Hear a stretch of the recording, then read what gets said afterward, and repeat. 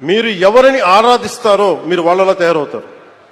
నేను పొట్టి శ్రీరాములను ఆరాధించాను, ఒక బూర్గుల రామకృష్ణారావును ఆరాధించాను, ఒక చంద్రశేఖర్ ఆజాద్ను ఆరాధించాను.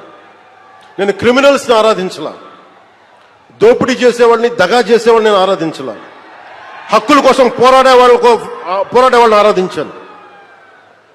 దానివల్లే నేను తగ్గి 10 సంవత్సరాలు పార్టీ పెట్టి నేను తగ్గి, సీట్ల విషయంలో తగ్గి, అందరి చేత తిట్లు తింటా, ఒకడు అమ్మేశానని ఒకడు, ఇంకా దిగజారిపోయాను ఇంకొకడు, ఎన్ని ఎవరు మాట్లాడినా నేను తగ్గింది.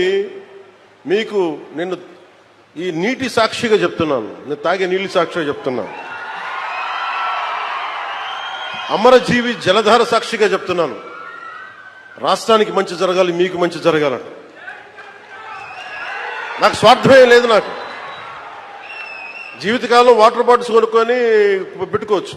నేను ఎప్పుడు జీవితంలో కలగనలా వాటర్ బాటిల్ కొనుక్కొని నీళ్లు తాగాల్సి వస్తుంది పెరిగేటప్పుడు. దట్టు ముఖ్యంగా మరి గోదావరి జిల్లాలో గోదావరి తీర ప్రాంతం పారే కాలం ఇది, నేల ఇది. ఇక్కడ కూడా నీళ్ళ కరువు వస్తుంటే నేను ఎప్పుడు కల్లో కూడా ఎవరు ఊహించున్నాం.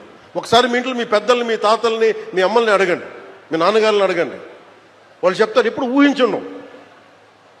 2018లో నేను భీమవరం వెళ్ళి 2000 వరుసగా తిరుగుతున్నప్పుడు, భీమవరంకి వెళ్తే మన నాయకర్ గారే ఉన్నారు, వెళ్ళి ఆయన ఎక్కడో కూర్చోబెడితే నీళ్ళు ఇస్తే పసుపు పచ్చకున్నాయి బాత్రూంలో, అవి వడకట్టుకొని తాగాలంట.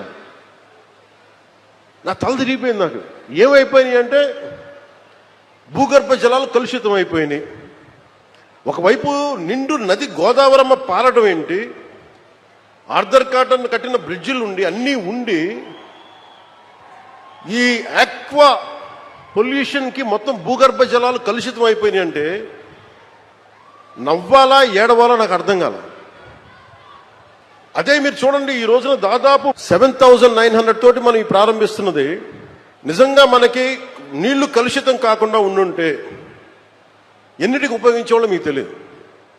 మీ పిల్లల భవిష్యత్తుకి, మీ కాలేజీలకి, మీకు ఏదైనా స్కిల్ డెవలప్మెంట్. కానీ నీళ్లు కలుషితం అయిపోయి in the name of development, in the name of commerce ఉన్న ప్రకృతి వనరులను చంపేసుకొని మనం ఈ రోజున వీడి ఖర్చు పెడుతుంటే చాలా బరువు హృదయంతో చెప్తున్నాను, చాలా బాధేస్తుంది. నా కోసం కాదు, మనందరి కోసం.